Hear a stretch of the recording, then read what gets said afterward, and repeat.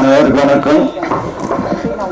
இப்படி press people இப்படி enjoy பண்ணது நான் பார்த்ததே இல்லை.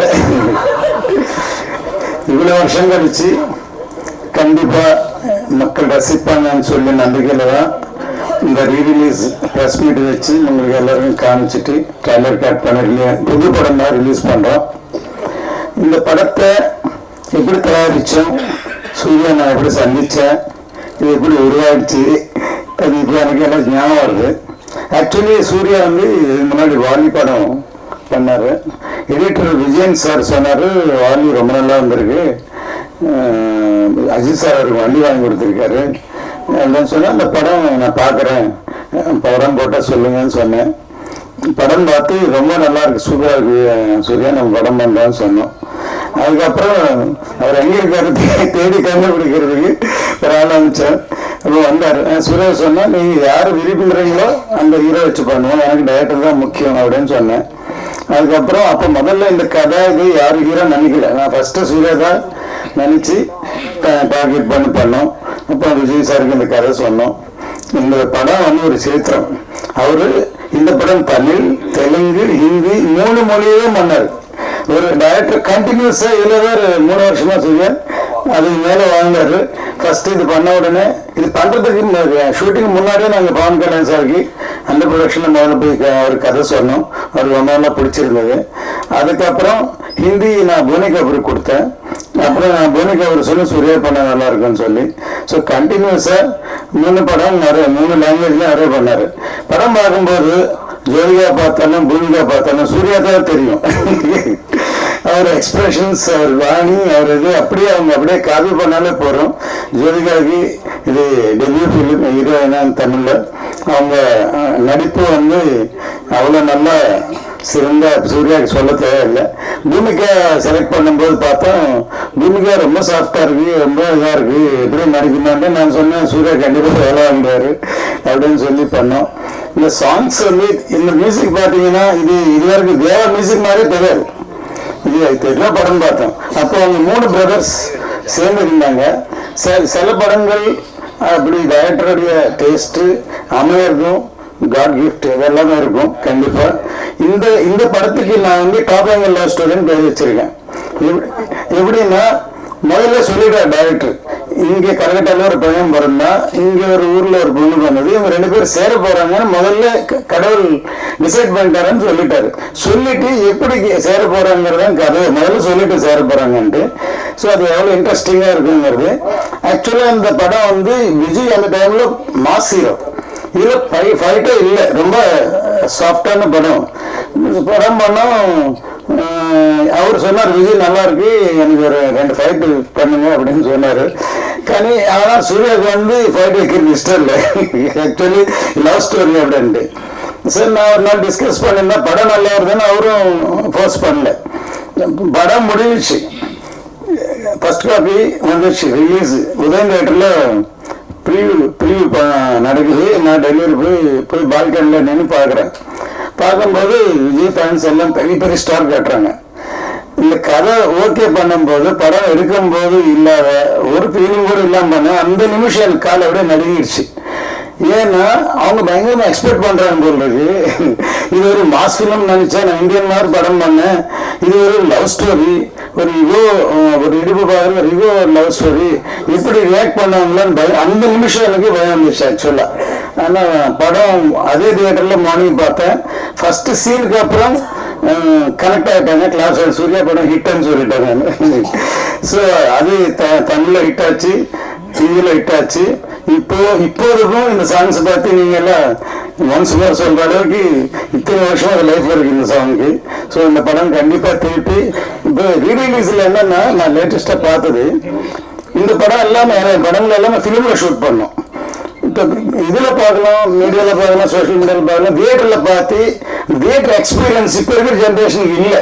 இப்போ முதல் வாட்டி இது டிஜிட்டலில் கன்வெர்ட் பண்ணி 4K ரிலீஸ் பண்ணுறதுனால இப்போ நீங்கள் ரசித்த மாதிரி ஃபேன்ஸ் எல்லாரும் வந்து தியேட்டரில் என்ஜாய் பண்ணலாம். அந்த தியேட்டர் எக்ஸ்பீரியன்ஸ்க்காக தான் ரீரிலீஸ் படங்கள் நல்லா போகுது.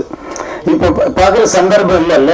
இப்போ லாஸ்ட் டைம் கில்லி பண்ணோம், கில்லி இந்தியாவிலவே ஃபஸ்ட்டு ரீரிலீஸ் பிகெஸ்ட் ஹிட். இப்போ அடுத்தது இப்போ குஷி பண்ணுறோம். கண்டிப்பாக இப்போ இங்கே ரிசல்ட் இங்கே தெரிஞ்சிச்சாங்க, கண்டிப்பாக பெரிய ஹிட்டாக நினைக்கிறேன். இப்போ நான் இப்போ இந்த அளவு பேசுறது இல்லை, இப்போ மற்றதெல்லாம் சூழ தான் பேசுவார். எல்லாரும் செம எனர்ஜியாக இருக்கு இந்த சாங்குக்கு பிரஸ்துகிட்டே இருந்து இருந்த வரவேற்பு, பிரஸ்துகிட்டே ஒரு வரவேற்பு வந்துருச்சுன்னா தியேட்டர்ல என்னவா இருக்குங்கிறத நினைச்சு ஒரு டிஸ்ட்ரிபியூட்டர் அவ்வளவு பெரிய சந்தோஷம். ஒவ்வொரு படத்தையும் என்னன்னா பிரஸ் பார்க்கும் பொழுது ஒரு தராசு வச்சுட்டே பார்ப்பாங்க, அது ஒரு வேலையாவே பார்ப்பாங்க. எனக்கு நான் நினைச்சது உண்டு, எனக்காச்சும் பிரஸ் சந்தோஷப்படுத்துற மாதிரி, அது என்டர்டைன்மெண்ட் தானே, அவங்களுக்கும் அது ஒரு என்டர்டைன்மெண்டா மாறாதா அப்படின்னு எல்லாம் சில பிரஸ் மீட் நடத்திருக்கேன். ஃபர்ஸ்ட் டைம் ஒரு பிரஸ் மீட்டு ஒரு ட்ரெய்லரையும் சாங்கையும் என்டர்டைன்மெண்டா பார்த்தாங்க அப்படிங்கிறது மிகப்பெரிய ஆச்சரியமா இருந்துச்சு. அதுல ஹைலைட்டான விஷயம், ஒரு சாங்குக்கு ஒன்ஸ் மோர் கேட்டாங்க. அதுல எனக்கு அதெல்லாம் ரொம்ப ஹைலைட்டா இருந்தது. ஒரு சகோதரி கடைசியா ஒன்ஸ் மோர் அப்படின்னாங்க பாருங்க, அதுதான் பயங்கர ஹைலைட்டா இருந்துச்சு.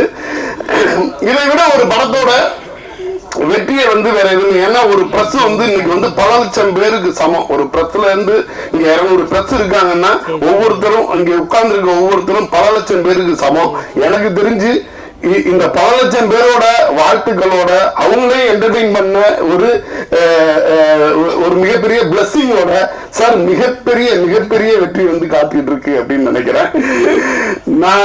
நான் இந்த சாங் பார்த்துட்டு இருக்கும்போது, கட்டிப்பிடிதா சாங் பார்த்துட்டு இருக்கும்போது, விஜய் சார் அரசியல்லாம் வச்சிருக்காரு, அரசியல்லாம் வந்துட்டாரு. நான் கோரிக்கை கொடுக்கணும்னு நினைச்சேன். மும்தாஜ் மேம்க்கு தமிழ்நாட்டில் இந்தியாவோட எந்த இடத்துல நீங்க இருந்தீங்கன்னாலும் குஷியோட ரீரிலீஸ்ல ஃபர்ஸ்ட் டே ஃபர்ஸ்ட் ஷோ தியேட்டர்ல பாருங்க. உங்க லைஃப்ல அப்படி ஒரு சந்தோஷத்தை அடைய மாட்டீங்க. அந்த அளவுக்கு பொதுமக்களால கொண்டாடப்படக்கூடிய ஒரு பாட்டா இருக்க போகுது. ஏன்னா இங்க பிரஸ்ஸே அந்த பாட்டை ஒன்மோர் கேட்டுட்டாங்க. அதை விட இதுக்கு வேற எதுவுமே சொல்ல வேண்டியது இல்லை. எனக்கு சும்மாவே எஸ்.ஜே. சூர்யா சார்னாலே ஒரு எனர்ஜி தான். ஒரு ஆர்ஸ் பவர்ல சொல்ற மாதிரி எஸ்.ஜே. சூர்யா சார் பவர்ல சொல்லலாம். இதுல கட்டிப்பிடிட்டா சாங்ல பாத்தீங்கன்னா இடையில ஹார்ஸோட சவுண்ட் மிக்ஸ் பண்ணி வருது. எனக்கு நல்லா கனெக்ட் ஆச்சு. எஸ்.ஜே. சூர்யா நான் அதான் கேட்டுட்டு இருந்தேன், சார் இன்னைக்கே இந்த எனர்ஜினா 25 வருஷத்துக்கு முன்னாடி இந்த சாங் பண்ணும்போது நீங்க என்ன எனர்ஜில இருந்திருப்பீங்க அப்படின்ற மாதிரிதான் சார்ட்ட கேட்டுட்டு இருந்தேன். ரொம்ப ரொம்ப ரொம்ப சந்தோஷமான விஷயம்.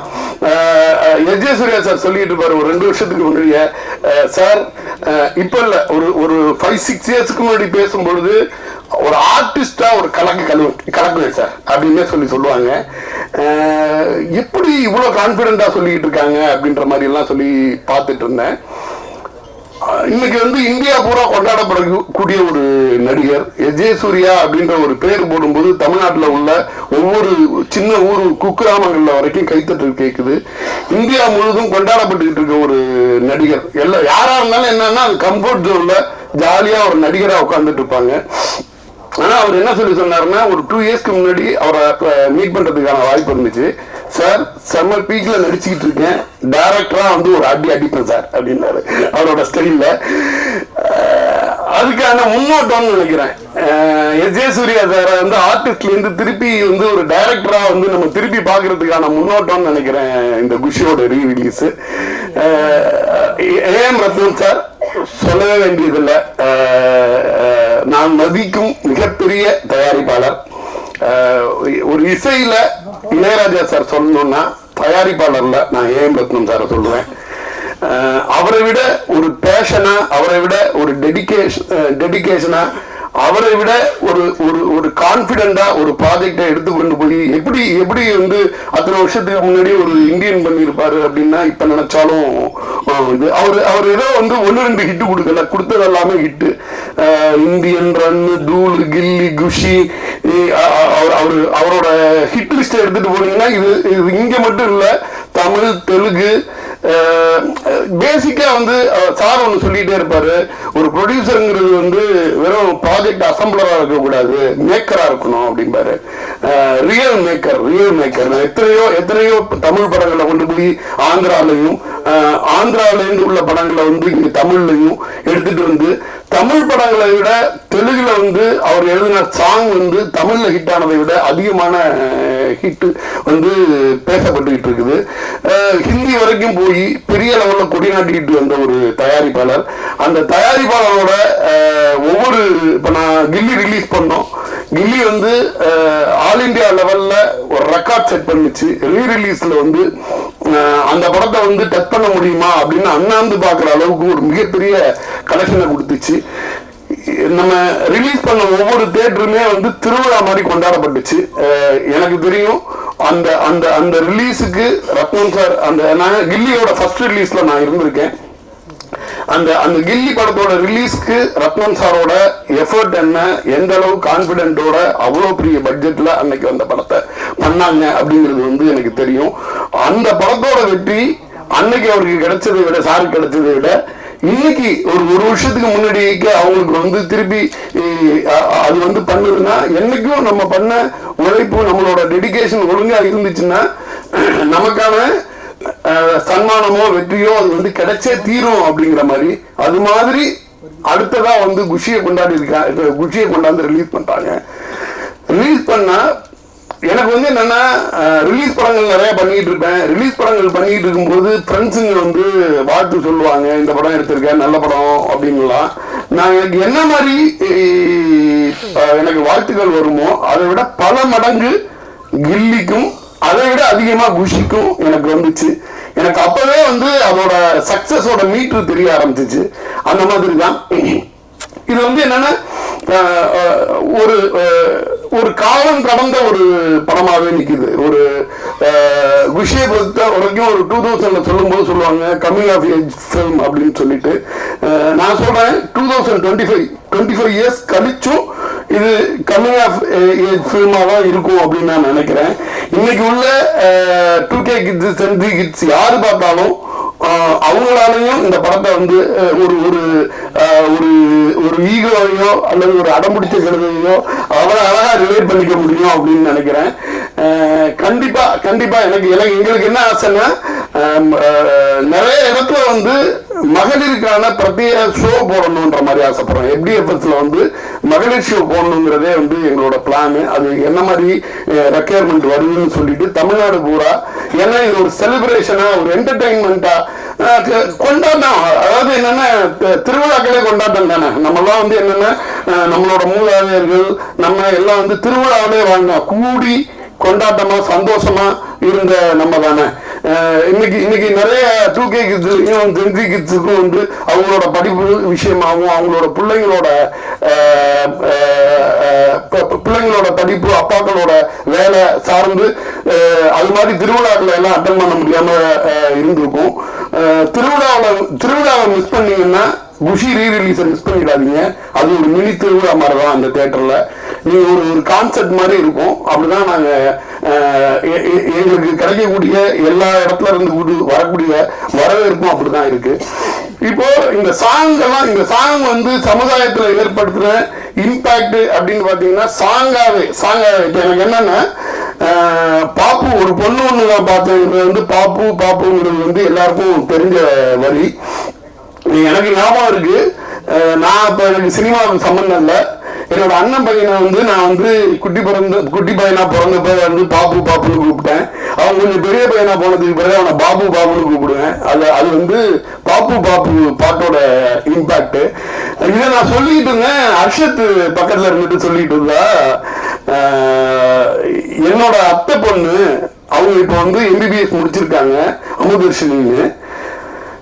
அவங்க வந்து அரௌண்ட் 2000 பிறந்திருப்பாங்க போல. அந்த வீட்டுல அவங்களுக்கு நிக்நேம் பாப்பு. இந்த நிமிஷம் வரைக்கும் அவங்க டாக்டர் ஆயிட்டாங்க, வீட்டுல வந்து பாப்பு வந்தாங்க போனாங்க அப்படின்னு தான் சொல்லிட்டு இருக்காங்க. ஸோ அதாவது என்னன்னா, ஒரு இசையா இருக்கட்டும், ஒரு கிரியேட்டிவா இருக்கட்டும், அது மக்கள் மத்தியில என்ன மாதிரி வந்து அதுக்கான லைஃப் அது தேடிக்குது அப்படின்னு பாத்தீங்கன்னா, அது மக்களோட ரொம்ப இணக்கமா இருக்கும்போது, மக்களை மகிழ்ச்சி படுத்தும் போது, அப்பதான் அது வந்து அவ்வளவு நெருக்கமா இருக்கிறதுக்கான ஒரு வாய்ப்புள்ள ஒரு விஷயமா இருக்கும். குஷி நிறைய வெற்றிகளை பார்த்துருக்குது. 175 days வந்து பல திரையரங்குகளில் ஓடுனது. 100 days எத்தனை தியேட்டர் அது எடுத்து போடும்போது தளபதி ஃபேன்ஸ் எல்லாமே வந்து ரொம்ப பாசிட்டிவான ஆட்கள். நான் ரீரிலீஸ்னு போட்டதுக்கு பிறகு அதுக்கு கீழே அழகா டேட்டா எடுத்து போட்டிருந்தாங்க. அது 50 நாள் வந்து எத்தனை தியேட்டர்ல வந்து ஓடிச்சு, 100 நாள் எத்தனை தியேட்டர்ல ஓடிச்சு, 150 நாள் எத்தனை தியேட்டர்ல ஓடிச்சு அப்படின்னு சொல்லிட்டு அவங்களோட எனர்ஜியே நம்மளை வந்து இன்னொரு மடங்கு எக்ஸ்ட்ரா எனர்ஜியா ஒர்க் பண்ண முடியுது. எங்களால என்ன பண்ண முடியுதுன்னா இதுக்கான ஒரு ரிலீஸ் படத்துக்கு வந்து நிறைய எக்கச்சக்க மெட்டீரியல் கிடைச்சிரும். இதுக்கான மெட்டீரியலை வந்து நாங்கள் கிரியேட் பண்ண வேண்டியது இருக்கு. ஆனா என்னன்னா ஒரு சின்ன மெட்டீரியல் நாங்கள் வந்து இந்த குஷியோட ரீரிலீஸ் பத்தி நாங்கள் ரிலீஸ் பண்றோம்னா அதுக்கு தரக்கூடிய வரவேற்பு இருக்குல்ல, எங்களை மேல மேல ஒர்க் பண்ண வைக்குது. அதை வந்து விஜய் ஃபேன்ஸ் வந்து அவ்வளவு அழகா சோசியல் மீடியாவில் ரிசீவ் பண்றாங்க. அவங்களுக்கு ஒரு மிகப்பெரிய எக்ஸ்பீரியன்ஸ் இருக்கு. ரிலீஸ் பத்தின ஐடியா ப்ராப்பரா இருக்குது. இந்த படத்தை இந்த மாதிரி ரிலீஸ் பண்ணுங்க, எங்களுக்கு இத்தனை தியேட்டர்ல போட்டா போதும், இந்த மாதிரி ரிலீஸ் பண்ணுங்கிற மாதிரி எல்லாம் வந்து பண்றாங்க. எனக்கு வந்து என்னன்னா அவங்க வந்து வேற வேற துறையில இருப்பாங்க. வேற வேற துறையில இருந்தா கூட ஒரு சினிமா துறை சார்ந்த ஒரு விஷயத்தை எந்த அளவுக்கு நுணுக்கமா வந்து கவனிக்கிறாங்க.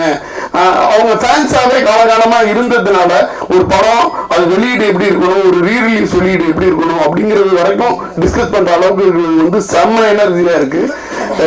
நாங்க வந்து ஒரு குஷி ரீரிலீஸ் பண்றத மிகப்பெரிய ப்ரைடா செம்ம சந்தோஷமா எடுத்து நாங்க பண்ணிட்டு இருக்கோம். நிச்சயமா எனக்கு வந்து என்னன்னா இன்னைக்கு பிரஸ் மீட்ல பிரஸோட எனர்ஜி லெவல்ல 20% ஆடியன்ஸ் கிட்ட இருந்துச்சுனாலே பல கோடி ரூபாய் வருமானம் சார் ரத்னம் சாருக்கு இன்னைக்கு சொல்லிடுறேன். நன்றி. இப்போ பார்ட் 2 ட்ரெண்டு போகுது நடக்குது இப்போ இந்தியாவில். ஸோ குஷி பார்ட் 2 பண்ண எனக்கு தோணுச்சு. அது யார் நடிக்கிறாங்களோ, விஜய் சார் பையனே நடிக்கிறாரு, விஜய் சாரே நடிக்கிறாரு, வேற யாராவது யார் நடிச்சாலும் பார்ட் 2 போட்டாலே அதுக்கு ஒரு பிராண்டு. இப்போ எல்லாமே பார்ட் 2, ஹிந்தியில் எல்லாமே பார்ட் 2, பார்ட் 3, பார்ட் 2 போகுது. என் படங்கள் எல்லாமே மேபி ரன் 2, குஷி 2, கில்லி 2 எல்லாமே பார்ட் 2 படம் எல்லாமே ஹிட் படங்களாக நினச்சோம். ஸோ அதில் மெயின் வந்து லவ் ஸ்டோரி என்டர்டைன்மெண்ட் குஷி பார்ட் 2 பண்ணலான்னு இருக்கு. சூர்யா நினைச்சா மேபி பண்ணலாம். ஓகே, இந்த சந்தர்ப்பத்தில் சரி. ஏன்னா இந்த படம் முடிஞ்ச பிறகு சூர்யா என்ன பண்ணாருன்னா வேறுமா சாரி படம் போட்டு காமிச்சார். அப்போ ப்ரொடியூசர் ஃபோன் பண்ண சொன்னார். அவர் எப்படி ஒரு சின்ன ஈகோ ப்ராப்ளம், ஒரு தின் லைன் இவ்வளோ செலவு பண்ணி எப்படி ப்ரொடியூசர் எடுத்தார். முதல்ல அவர் தைரியத்துக்கு தேங்க்ஸ் சொன்னேன் அப்படின்னு சொன்னார். எனக்கு சூர்யா சொன்னார். ஸோ அந்த மாதிரி நம்ம காலகட்டத்தில் இந்த சப்ஜெக்ட் இந்த மாதிரி டைரக்டர் டிசைட் பண்ணால் அதை நம்பி போகிறேன்னு சொல்லி இப்படி பண்ணியிருக்கோம். அது இது வரைக்கும் நீங்கள் ரசிகர் லெவலில் வரைக்கும் இந்த படம் அமைஞ்சிருக்கு. அதுக்கு சூர்யாவுடைய உழைப்பு அது இல்லாம அவர் என்ஜாய் பண்ணியிருக்காரு. சூர்யாவோட ஒரு மூமெண்ட், ஒரு இன்ச்சு, ஒரு எல்லாமே எனக்கு தெரியும். ஸோ அது எல்லாமே இதுல தெரியுது. பார்ட் 2 பண்ண சூர்யா. மாலை வணக்கம்ங்க. எல்லாம் நல்லா இருக்கீங்களா? ரொம்ப நாளைக்கு அப்புறம் திருப்பி உங்களை சந்திக்கிறதுல ரொம்ப ரொம்ப சந்தோஷம். ஆக்சுவலாக ரீசெண்டாக ரிலீஸ் இல்லாமல் இருந்ததுனால இப்போ இதே ஒரு சாக்கா வச்சு உங்களை எல்லாம் செஞ்சதில் எனக்கு ஃபர்ஸ்ட் சந்தோஷம் அது எனக்கு முதல்ல. அப்புறம் நல்ல ஒரு மாலை. குஷி படத்துக்கு நீங்க பிரஸ்லேயே இவ்வளவு ரெஸ்பான்ஸ் கொடுத்தீங்கன்னா தியேட்டர் என்ன போகுதுன்னு தெரியல. அதுவும் இன்னைக்கு இளைய தளபதியை திருப்பி பார்க்கறதுக்கு எனக்கே ரொம்ப சந்தோஷமா இருக்கு. ரொம்ப ஏன்னா we are missing that space. இல்லை ரொம்ப ரொம்ப கியூட்டா ரொம்ப அழகான ஒரு பர்ஃபார்மன்ஸ். ஜோதியா மேடம் அவங்களுமே சூப்பர் ஆக்ட் பண்ணியிருக்காங்க. எல்லாத்தையும் திருப்பி நினச்சி பார்க்கும்போது ஆக்சுவலாக என்னன்னாங்க, ஒரு இந்த படத்தினுடைய கதையை நான் சொல்லும்பொழுது நான் ஒரு 2.5 மணி நேரம் சொல்லுவேன். நான் ரத்ன சார் நான் தான் போனோம் விஜய் சாரை பார்க்கறதுக்கு. அப்போ நம்ம படம் சொல்லும்போதே நம்ம மைண்டில் படத்தை பார்த்துறோம். அதுக்கப்புறம் பார்த்தீங்கன்னா சீனை ஒன்றா ஷூட் பண்ணும்போது நம்ம ஷூட் பண்ணி ஒரு சீனை வந்து நாங்கள் வந்து 1 lakh டைம் பார்ப்போம்.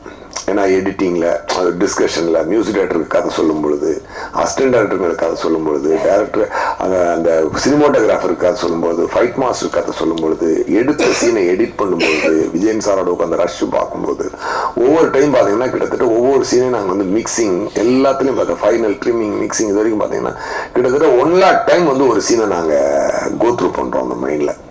ஸோ அப்போ பார்த்து இருக்கும்பொழுது படம் ரிலீஸ் ஆகுறதுக்குள்ளே வந்து பார்த்தீங்கன்னா அந்த டைரக்டருக்கு இந்த படம் வந்து என்னது நல்லா இருக்கா நல்லா இல்லையா அதுவே மறந்துடும். அந்த அளவுக்கு நாங்கள் நம்ம ஆயிடுவோம். ஏன்னா ஒரு 100 தடவை பார்த்த ஒரு சீனால நம்ம ஆயிடும். அதனால அதுக்கப்புறம் தேட்டரில் ஆடியன்ஸோடு போய் ஆடியன்ஸ் ரசிக்கிறதும் கைத்தட்டுறதையும் பார்த்து ஓ பரவாயில்ல நம்ம நினைச்சது கரெக்டாக இருக்குது அப்படின்னு தான் பார்க்க முடிஞ்ச வெளியே ஒரு ஆடியன்ஸா நான் ஒரு மேக்கர் வந்து அந்த படத்தை என்ஜாய் பண்ணவே முடியாது. ஒரு ஆடியன்ஸ், ஏன்னா ஆடியன்ஸ் வந்து ஃப்ரெஷ் மைண்டில் வருவாங்க, அவங்களுக்கு எதுவுமே தெரியாது. ஒரு ஆடியன்ஸா ஃபர்ஸ்ட் என்ஜாய் பண்ணுவாங்க. ஃபர்ஸ்ட் டைம் நான் ஆடியன்ஸா அந்த சாங்கை பார்த்தேங்க இந்த படத்தை. ரியலா நான் என்ஜாய் பண்ணேன் உண்மை.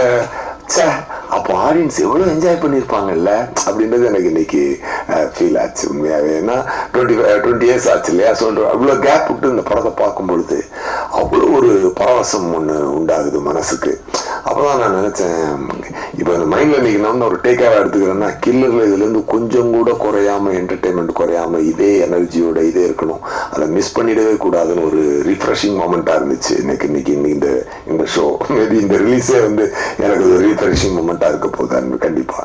அதுவும் இல்லாமல் கட்டிப்புடா சாங்கிறதுக்கு இங்கேயே 3 தடவை ஒன்ஸ் மாதிரி கேட்குறேன். என்ன ஒரு அதுல என்னன்னா ஒரு ஒரு கிளாமர் சாங் தான், ஆனா அதுல ஏன் அவ்வளவு ஒரு ஈர்ப்பு இருக்குன்னு சொல்லி பாத்தீங்கன்னா நாட் ஓன்லி அந்த சாங்ல வந்து அந்த மெலடி வந்து ஒரு ஸ்வீட்டான மெலடிங்க. அது ஒரு ஒரு ஒரு பழைய பாட்டு உண்டு, செந்தமிழ் தேன் மொழியாள் நிலாவென சிரிக்கும் மலர் கொடியாள் நிலாவென சிரிக்கும் மலர் கொடியா. அந்த பாட்டு தான் தேவாசாட்ட சொல்லி இது இப்படி மாத்தவாசான்னு சொல்லி செந்தமிழ் தேன் மொழியாள் கட்டி பொடிடா. ஏன் உங்களுக்கு எத்தனையோ ஒரு கிளாமர் சாங் வந்திருக்கு, ஆனா ஏன் உங்களுக்கு அது ஈர்க்குது அப்படின்னு சொல்லி பாத்தீங்கன்னா அது ஒரு அருமையான ஒரு பொயட்டிக் சாங். அது அந்த பொயட்டிக்கான ஒரு சாங்ல இருந்து எடுத்த மெலடின்றதுனால அந்த மெலடி வந்து அப்படி உள்ள புகுது, ஆடியன்ஸுக்குள்ள அப்படி புகுது. அது ஒரு வார்ம் ஃபீல் ஒன்று கிரியேட் பண்ணுது. அது வைரமுத்து சாரோட லிரிக் ஆகட்டும், மும்தாஜினுடைய இதாகட்டும், அந்த டான்ஸ் மாஸ்டர் தாரா மாஸ்டர் அவங்களோடதாகட்டும், இளைய தளபதி அதில் அப்படி உள்ள புகுந்தவர் அவர் பண்ண ஒரு எனர்ஜி ஆகட்டும், எல்லாமே சூப்பர். அது வந்து ரொம்ப ஹாப்பியாக இருக்குது. நாட் ஓன்லி தட் சாங், மொட்டு ஒன்று மலர்ந்தது லிரிக்கு டியூன் போட்டார் தேவா சார். இந்த லிரிக் சார் இந்த வழக்கமாக டியூன் போட போவாங்க, போனோடனே தேவா சார் வந்து சார் என்ன பண்ணலாம் இன்னைக்கு அப்படின்னு சொல்லி கேட்பாரு. இந்த இடம் வந்து நம்ம வந்து ஒரு லிரிக்கை கொடுக்குறேன், நீங்கள் டியூனுக்கு லிரிக் இல்லை சார், இந்த இடம் லிரிக்கை தரோம், நீங்கள் அதுக்கு டியூன் போடணும் சார் அப்படின்னு சொல்லி சொன்னேன். என்ன லிரிக் சார்னா வைரமுத்து சார் ஒரு லிரிக் வச்சிருந்தார். மொட்டு ஒன்று மலர்ந்திட மறுக்கும், முட்டும் தென்றல் அதை மெல்ல திறக்கும், இது மலரின் தோல்வியா இல்லை காற்றின் வெற்றியா, கல்லுக்குள்ளே சிற்பம் தூங்கி கிடக்கும், சின்ன ஒளி தட்டி தட்டி எழுப்பும், இது கல்லின் தோல்வியா இல்லை ஒளியின் வெற்றியா.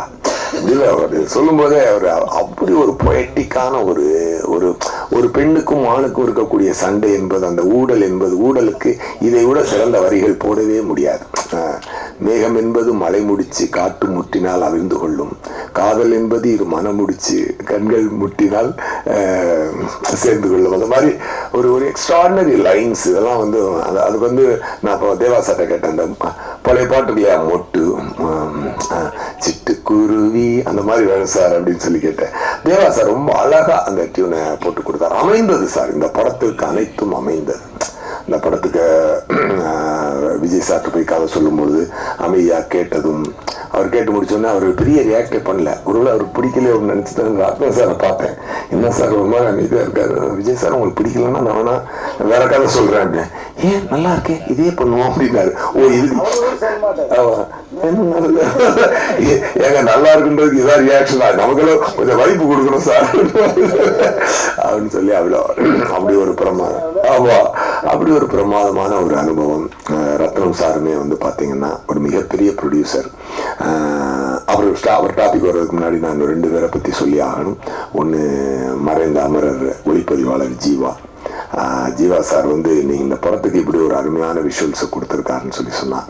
டெஃபினட்டாக அவர் இந்த ஒரு கணத்தில் நான் நினைத்து பார்க்கிறேன். அதுக்கப்புறம் அந்த படத்தில் வந்து நல்ல ஒரு வைபு கொடுத்த விவேக் சார், அவர் இந்த படத்துக்கு பண்ண ஒரு கான்ட்ரிபியூஷன் எல்லாமே வந்து மக்களுக்கு அவ்வளோ ஈஸியாக அதை பண்ணி உள்ளுக்குள்ளே நல்லா அவங்கள சீன் கதையாக போகும்போது நடுவில் அவர் மாதிரியான சீன் வந்து கொடுக்குற ரிலீஃப் வந்து அடுத்த அந்த கதையை ஃபாலோ பண்ணுறதுக்கு அது கொடுத்த ஒரு எனர்ஜி என்பது மிகச்சிறந்த ஒரு எனர்ஜி. எல்லாமே அது மாதிரி ரத்னம் சார் வந்து ஒரு மிகப்பெரிய ப்ரொடியூசர். இன்னைக்கு வந்து அவர் பார்த்தீங்கன்னா அவர் வந்து அவர் காசு வந்து அவர் இந்த படத்துக்கு நீங்கள் ஆடியன்ஸாக நீங்கள் எவ்வளோ காசு அவருக்கு கொடுத்தாலும் அது வந்து தாகும். அது வந்து பத்தாது. ஏன்னா அவ்வளவு செலவழிச்சிருக்காரு இந்த இண்டஸ்ட்ரிக்கு. அவர் தன்னுடைய பெரும்பான்மையான வாழ்க்கை இந்த இண்டஸ்ட்ரிக்கு அவர் செலவழிச்சிருக்காரு. எத்தனை இயக்குநர்களுக்கு வாழ்க்கை, எத்தனை மியூசிக் டைரக்டருக்கு வாழ்க்கை கொடுத்துருக்காரு, என்னுடைய வாழ்க்கையை அடுத்த கட்டத்துக்கு எடுத்துட்டு போறதுக்கு குஷி ரொம்ப முக்கியமான ஒரு காரணமாக இருந்தது. இன்னைக்கு வந்து நான் தெலுங்குல நடிக்கிறேன் அதெல்லாம் சொல்லி வந்தாலும் இன்னைக்கு நான் போகும்போது நான் தெலுங்குல எனக்கு ஒரு ரெப்புடேஷன் இருக்கிறதுக்கு ஒரு முக்கியமான காரணமாக இருந்தது அந்த குஷி தெலுங்குல எடுத்தது. கண்டிப்பா அதுக்கு வந்து நான் ரத்னம் சாருக்கு என்னைக்குமே நான் நன்றி சொல்லுவேன். டெஃபினட்டா ஒரு சிறந்த ஒரு கேட்டை ஓபன் பண்ணி கொடுத்து என்னுடைய கலை தீனிக்கு வந்து ஒரு அடுத்த கட்டத்துக்கு கொண்டு செல்லக்கூடிய ஒரு படமாக இந்த குஷி அமைந்தது. அதுக்கப்புறம் வந்து நான் இன்னைக்குமே வந்து டைரக்டரானும் இண்டஸ்ட்ரிக்கு வரவே இல்லை. நான் வந்து நடிகனானும் வந்ததுனால அவங்களுக்கே தெரியும். பட் அதனால தான் அதுக்கப்புறம் நான் டைரக்ஷன் நிப்பாட்டிட்டு ஆக்டிங்கில் நியூ வந்து வேறு எப்படி போயிட்டது. பட் இப்போ நான் திரும்பி பார்க்கும்பொழுது இதில் இவ்வளவு அதான் சொல்ல ஆடியன்ஸாக நான் இன்னைக்கு ஆடியன்ஸாக இந்த சின்ன ட்ரெயிலரையும் இந்த 2 சாங்குமே ரசித்தேன். அப்போ கண்டிப்பாக படம் எவ்வளோ ஒரு எனர்ஜியோட வந்திருக்குன்னு பார்க்கணும். இது ஒன்று என்னென்னா சார் பிளெஸிங் தான் சார். அவ்வளோ ஒரு நாள் அமைந்த பிளெஸிங். அன்னைக்கு பத்திரிகையாளர்கள் நீங்கள் கொடுத்த அன்பும் இன்னைக்கு அந்த ப்ரெஸ்ல அன்னைக்கு நான் சந்தித்தவங்கலாம் இன்னைக்கு அப்படியே பார்க்குற எல்லாரும் ரொம்ப ரொம்ப சந்தோஷம். இன்னைக்கு புதுசான ஆளுங்களும் வந்திருக்காங்க. ஸோ குஷி மிகப்பெரிய கொண்டாட்டமாக இருக்க போது தியேட்டர்ல. இல்லாமல் இன்னைக்கு ஆண்ட்ரூ சாரியா கூட வந்தார், என்னை பார்க்க ஆஃபீஸ்க்கு வந்தார். வந்தவொடனே அவர் ஆண்ட்ரூ சார் வந்து அதில் வந்து இப்போ என்னை வச்சு வதந்தின்னு ஒரு வெப் சீரிஸ் பண்ணாரு. அது நல்ல ரீச் ஆச்சு பிரைம்ல. அதுக்கப்புறம் கொலைகாரன் டைரக்டர் என்னுடைய அசிஸ்டன்ட் அவரு. ஸோ வாலியிலேருந்து என் கூட அசிஸ்டன்ட் ஒர்க் பண்ணாரு. சரி வந்தாரு, சார் வாங்க சார் குஷி தான் போகலாம் அப்படின்னு சொல்லிட்டு. ஏன்னா எனக்கு தெரிஞ்சு ரீரிலீஸுக்கு தான் ஃபர்ஸ்ட் ப்ரெஸ் மீட்னு நினைக்கிறேன். இல்லை ஃபர்ஸ்ட் ப்ரெஸ் மீட். அதுவே ஒரு நல்ல ஒரு அருமையான ஒரு ஹிஸ்டாரிக்கல் மொமெண்ட் தான் இது. டெஃபினட்டா ஒரு அதுக்கு வச்சிருக்கேன். ஓ சூப்பர். அதுவும் சூப்பர் படம் தான். அது சந்தோஷம். சக்தி சார் வந்து சக்தி ஃபிலிம் ஃபேக்டரி அதில் ரிலீஸ் பண்றாரு. அவருடைய இதில் உங்களுக்கு வாழ்த்துக்கள் சார். டெஃபினட்டா அது வந்து என்னன்னா அவர் வந்து ஜஸ்ட் அவர் வந்து ஒரு டிஸ்ட்ரிபியூட்டரா மட்டும் தொடலை. அவர் ஒரு ஃபேன் பாயா, ஒரு லவர் பாயா அவர் வந்து இந்த படத்தை குஷியா வந்து எங்களோட மனசுல இருந்து சந்தோஷமா அவர் எடுத்துக்கொண்டு வந்திருக்காரு. அதை I can feel it sir. அது உங்களுடைய எனர்ஜி என்னால் ஃபீல் பண்ண முடியுது. ரொம்ப ரொம்ப சந்தோஷம்.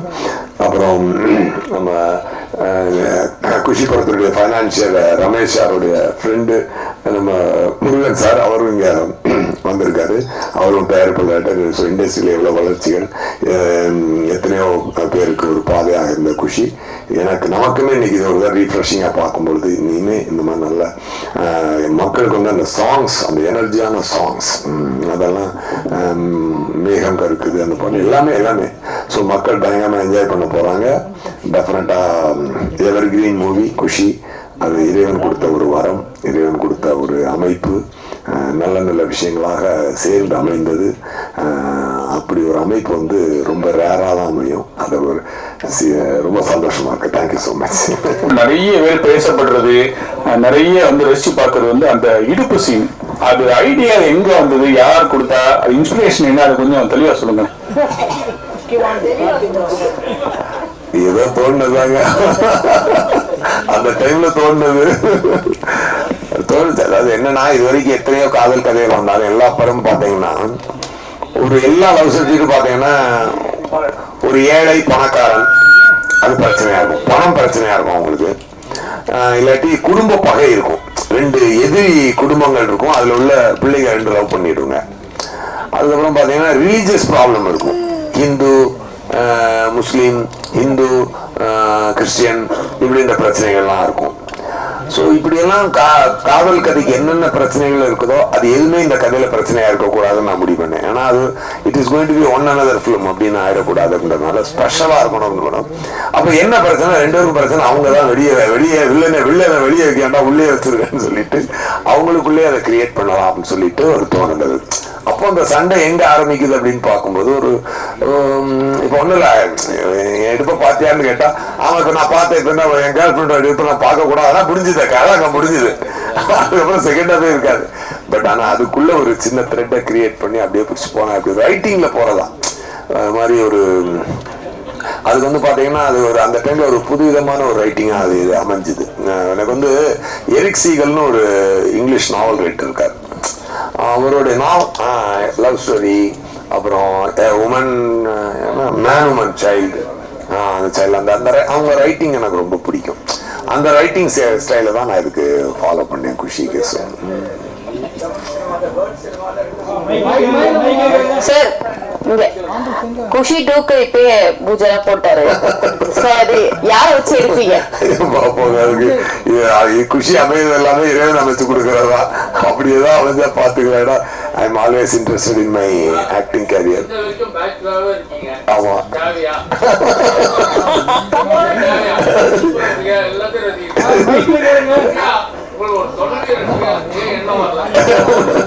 இல்ல நான் கொஞ்சம் ஃப்ரீ பேர்ட், நான் அப்படி ஃப்ரீயாவே இருந்ததை விட்டுருக்கேன்.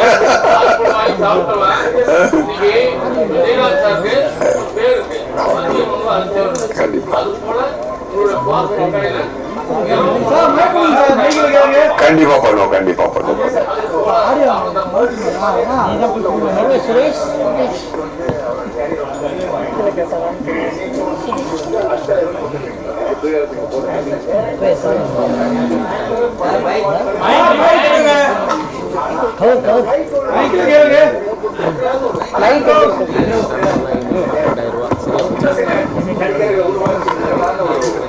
எனக்கு ஒரு சின்ன ஃபீல் இருக்கு.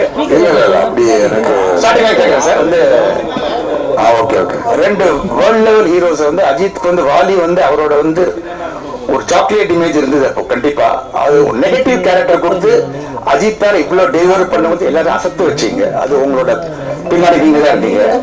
குஷி வந்து விஜய்க்கு வந்து ஒரு சச்சினுக்கு அப்புறம் வந்து படம் நினைக்கிறேன். அதுக்கு முன்னாடியா ஒரு டேர்னிங் பாயிண்ட் அவருடைய கேரியர்ல. அப்பதான் அந்த கிராஃப்ட் தூக்கிட்டு இருந்தது.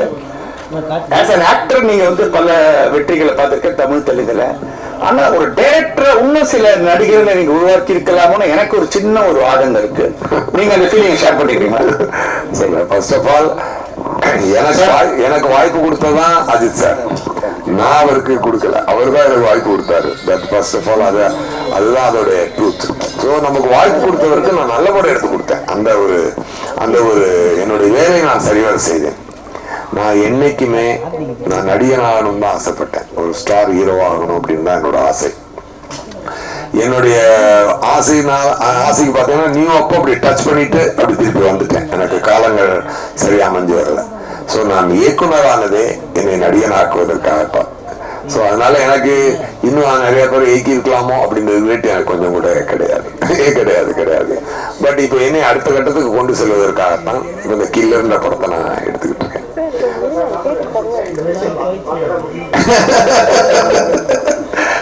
அதனால அதுதான் அது. ஸோ எனக்கு அதுல ரிக்ரெட் எதுவும் இல்லை. ஸோ நான் கரெக்டா என்னுடைய லைஃபை நான் பிளான் பண்ணி எப்படி போறேனோ அது கரெக்டா போகுது. Thank you so much.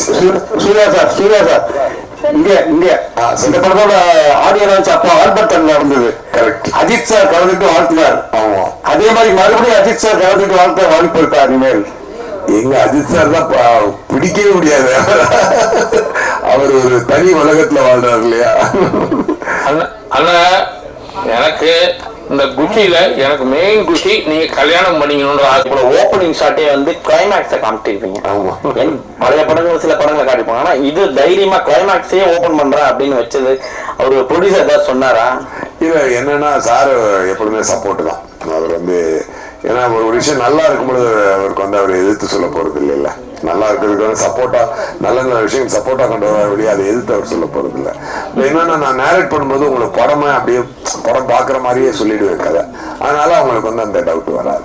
இப்போ தமிழ் சினிமால பாத்தீங்கன்னா நிறைய படங்கள் தேக்கத்துல நிக்குது அப்படின்னு சொல்லியிருக்காங்க. பல பேர் வந்து அழுகிறதுலாம் உங்களுக்கு கேட்கும் அந்த குரல்லாம்.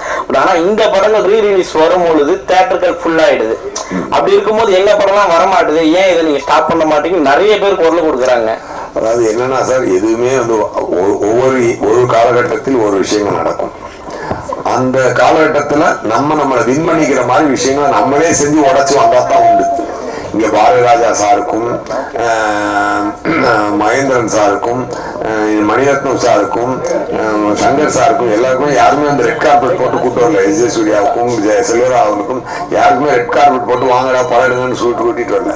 நம்மளே உடச்சு வந்து அந்த இடத்துல தனக்கு ஒரு இடத்த பிடிச்சிக்கணும், அவ்வளவுதான். சில நேரம் என் மாமாக்கே இடம் இல்லாம இருக்குது. எஸ்.ஜே. சூர்யா 2008 இருந்து 2015 வரைக்கும் எங்க இருந்தானே தெரியாம போயிடுச்சு. அப்படி ஒரு காலகட்டத்தை நானும் சந்திக்க வேண்டி வந்தது. ஒரு ஒரு ஏழரை சுத்துற மாதிரி சுத்திருச்சு. அதுக்கு ஒண்ணும் அதை நம்ம ஃபேஸ் பண்ணி தான் ஆகணும். ஸோ அந்த மாதிரி அப்பனும் சினிமா என்பது என்னைக்குமே நல்லா இருக்கும். அந்த நல்லா இருக்கிற சினிமால நாம இருக்கோமான்னு பார்த்துக்கணும், அவ்வளவுதான்.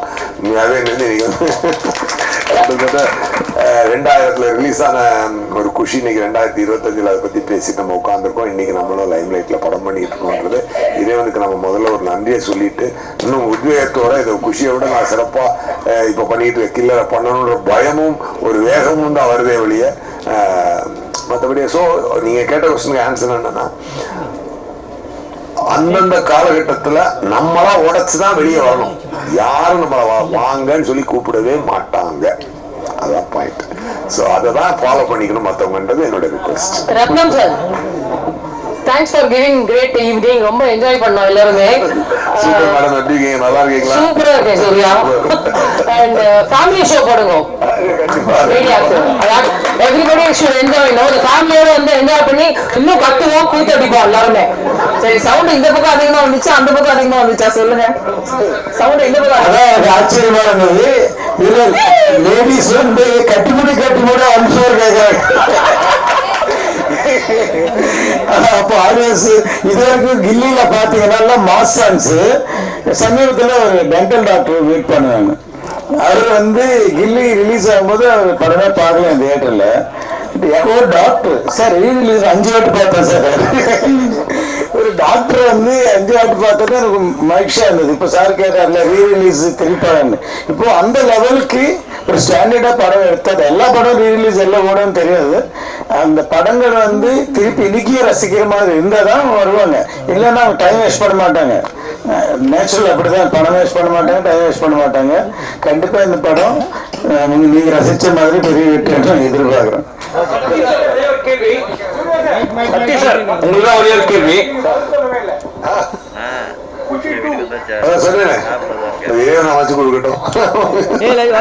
சக்தி சார், நீங்க வந்து பல புது படங்களையும் ரிலீஸ் பண்ணினே இருக்கீங்க. இப்ப சமீப காலமா பாத்தீங்கன்னா ரீ ரிலீஸும் பண்ணிட்டு இருக்கீங்க.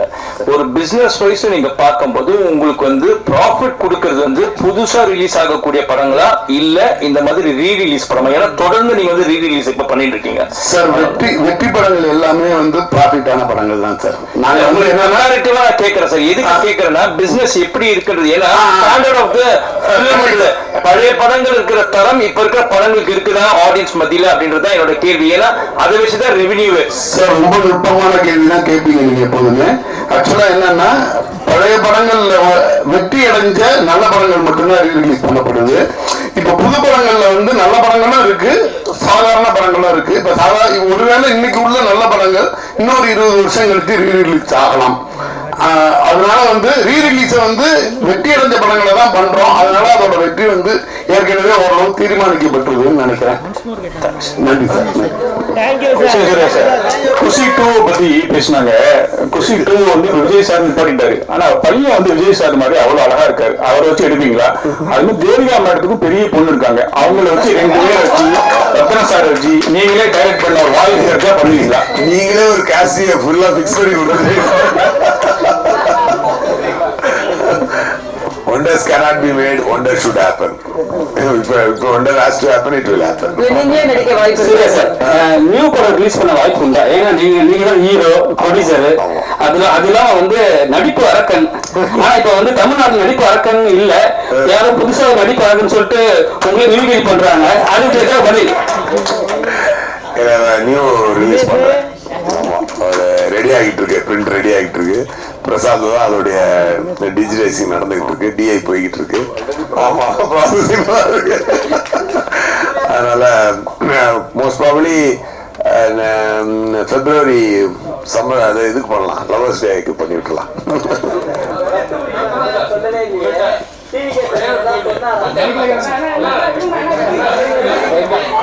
உத்தரகாண்ட் சார் இதுக்குதான் அப்பப்போ நீங்க பிரஸ் மீட்டுக்கு வரணுங்க.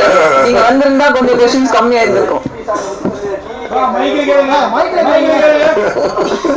அவர் இளைய தளபதி விஜயா தான் எவ்வளவு உட்காந்து பார்த்தாரு. அதை நல்லா ஹாப்பி அவர் ரொம்ப அவருக்கு எனக்கு ரொம்ப பிடிக்கும். அவருக்கு ஆக்சுவலா என்னன்னா தன்னுடைய வேலையை எல்லாரும் கரெக்டா பார்க்கும்போது அவர் அதை ரொம்ப சந்தோஷமா இது பண்ணுவார். அந்த எல்லா சீனுமே அவர் என்ஜாய் பண்ணி நடிச்சார். அவர் ரொம்ப ஹாப்பியா பண்ணார். அந்த எக்ஸ்பிரஷன்லாம் அப்படியே நல்லா உள் வாங்கிட்டு பண்ணுவார். ரொம்ப நல்லா இருக்கு சார்.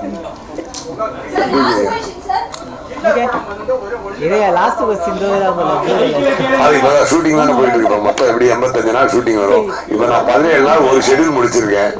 அதை முடிச்சுட்டு போய் ஏன் டேட்டே எனக்கு பிடிச்சி எடுக்கிறதுக்கு பெரும்பாலும் இருக்குது. நல்ல ரொமான்டிக்கல் ஆக்ஷன் காமெடி டிராமா.